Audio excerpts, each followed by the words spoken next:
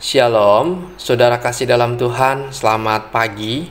Kita bersyukur untuk hari yang baru yang Tuhan sediakan untuk boleh kita nikmati kembali bersama dengan Tuhan.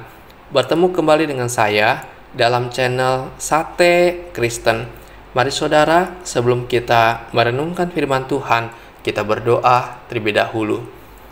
Bapa di sorga, kami datang mengucap syukur untuk hari yang baru yang Tuhan sediakan buat kami. Kami bersyukur untuk pertolongan, untuk berkat, untuk pemeliharaan Tuhan. Dan hari yang baru Tuhan sediakan untuk boleh kami jalani kembali. Mari Tuhan hari ini berbicaralah kepada setiap kami lewat kebenaran firman-Mu. Dalam nama Tuhan Yesus kami berdoa dan kami mengucap syukur. Amin. Saudara, perenungan kita didasari dari Pengkhotbah 7 ayat yang kedua. Dikatakan, pergi ke rumah duka lebih baik daripada pergi ke rumah pesta, karena di rumah dukalah kesudahan setiap manusia. Hendaklah orang yang hidup memperhatikannya. Saudara, tema kita hari ini ialah manfaat berada di rumah duka. Saudara, pada umumnya manusia lebih menyukai berada di pesta pernikahan atau di tempat pesta daripada di rumah duka, betul? Oleh karena apa? Oleh karena di tempat pesta, di sana lebih menyenangkan, suasananya, tempatnya, dekorasinya, dan lain sebagainya.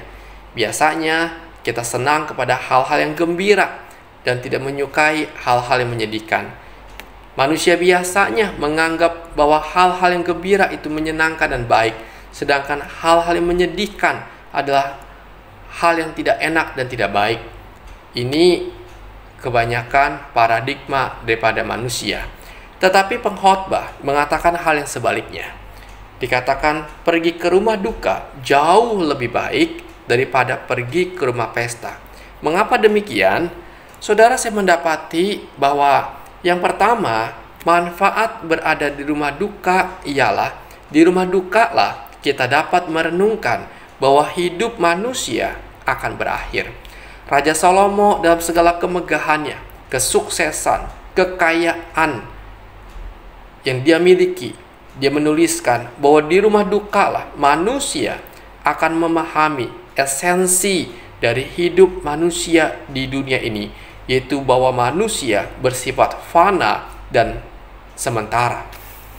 Raja Salomo mengatakan, di rumah duka lah kesudahan setiap manusia. Ayat ini dengan jelas mengatakan bahwa hidup manusia tidak ada yang kekal, tidak ada yang abadi, tetapi yang ada ialah hidup manusia akan berakhir di dunia ini. Artinya tidak selama-lamanya kita akan hidup di dunia ini, dan kematian adalah bukti bahwa manusia itu terbatas dan lemah. Karena itu ketika kita berada di rumah duka, kita diingatkan bahwa hidup kita akan berakhir dan berada di tempat yang sama, yaitu berbaring di dalam peti mati. Saudara, tidak ada sedikit pun yang dapat kita sombongkan, baik harta, jabatan, fasilitas dunia yang kita miliki, karena di hadapan Tuhan semua itu tidak ada artinya.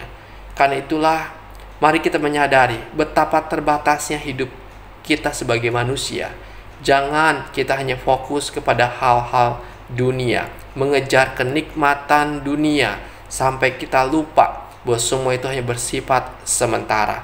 Tetapi kita harus semakin hidup lebih baik, memikirkan hidup yang jauh lebih bermakna dan berarti ketika kita masih diberikan kehidupan saat ini. Yang kedua, saudara, manfaat kita berada di rumah duka ialah di rumah duka kita dapat merenungkan bahwa hidup manusia itu singkat. Saudara, ketika kita merayakan hari ulang tahun seseorang, pastinya kita akan menyanyikan sebuah lagu yang berbunyi panjang umurnya, sehat badannya, kuat imannya. Setiap orang pasti senang dan mengharapkan umur yang panjang dan bahagia. Dan hal itu tidaklah salah. Tetapi sampai berapa lama? 80 tahun? 90 tahun? 100 tahun? Itu pertanyaan yang harus dijawab, dan sesungguhnya kita tidak tahu jawabannya. Saudara, manusia memang dapat melakukan banyak hal, tetapi ia tidak dapat melakukan semua hal. Satu hal yang ia tidak mampu lakukan adalah menentukan batas umurnya sendiri. Kita berusaha sekuat tenaga kita untuk mempertahankan hidup kita, makan makanan yang sehat, olahraga, sakit ke dokter, menjaga pola makan, tidur yang cukup. Semua itu baik dan tidak salah.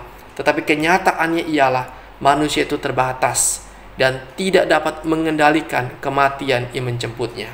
Saudara, ketika berada di rumah duka lah, maka kita menyadari bahwa sesungguhnya hidup manusia itu singkat adanya.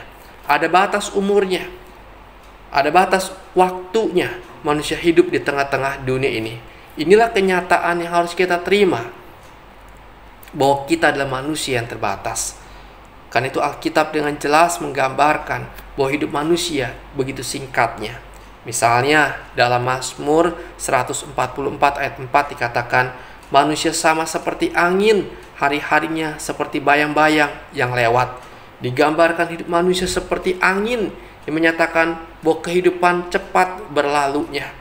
Hidup manusia ada batasnya, tidaklah bersifat kekal.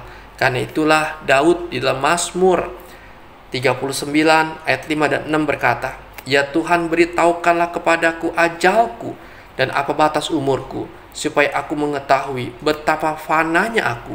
Sungguh hanya beberapa telempap saja kau tentukan umurku. Bagimu hidupku seperti sesuatu yang hampa." Saudara, Daud berdoa kepada Tuhan, kiranya Tuhan memberitahukan kapan hari kematiannya, sampai kapan umurnya di tengah-tengah dunia. Supaya apa? Supaya ia dapat menggunakan waktunya dengan bijaksana. Karena dia tahu bahwa hidup manusia, hidup dirinya di tengah-tengah dunia begitu singkatnya. Karena itulah saudara, Salomo dengan hikmat dari Tuhan mengatakan, pergi ke rumah duka lebih baik daripada pergi ke rumah pesta. Karena di rumah duka lah kesudahan setiap manusia. Hendaknya orang yang hidup memperhatikannya. Hendaknya kita yang mendengar renungan ini memperhatikan hal ini.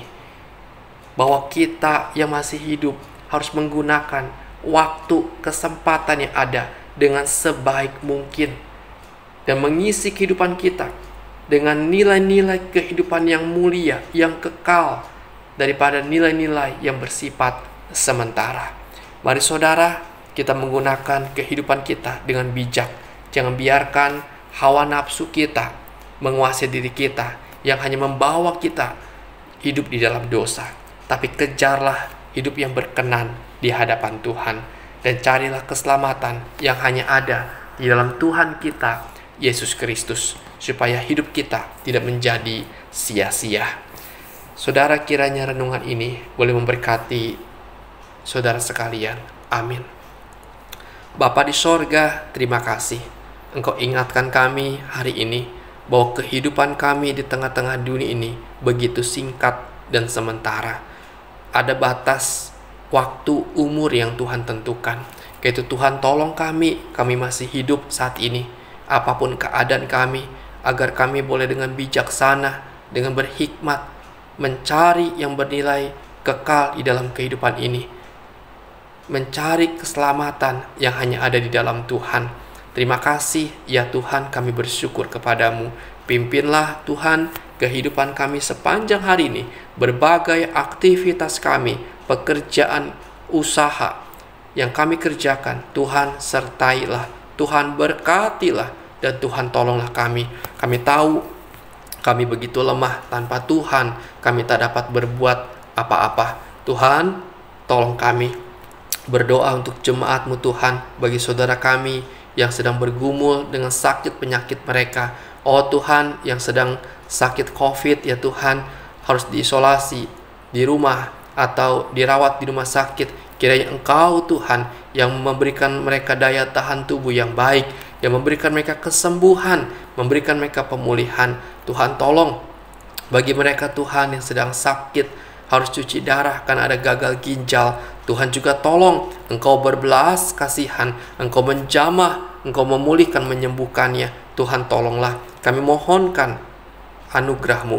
Oh Tuhan, saudara kami sedang bergumul Tuhan dengan sakit wasirnya. Tuhan juga tolong engkau yang berbelas kasihan menjamah, memulihkan, dan menyembuhkannya. Tuhan tolonglah. Bahkan Tuhan, bagi mereka sedang sakit kanker nasofaring, oh Tuhan tolong, kira engkau juga yang berbelas kasihan, engkau yang beracara, menyatakan kuasa-Mu ya Tuhan, memberikan penyembuhan, kesembuhan bagi saudara kami ini. Terima kasih Tuhan, kami bersyukur membawa doa kami, pengharapan kami kepada Tuhan saja. Di dalam nama Tuhan Yesus kami berdoa dan kami mengucap syukur. Amin. Selamat pagi saudara, selamat beraktivitas, dan Tuhan Yesus memberkati kita sekalian pada hari ini.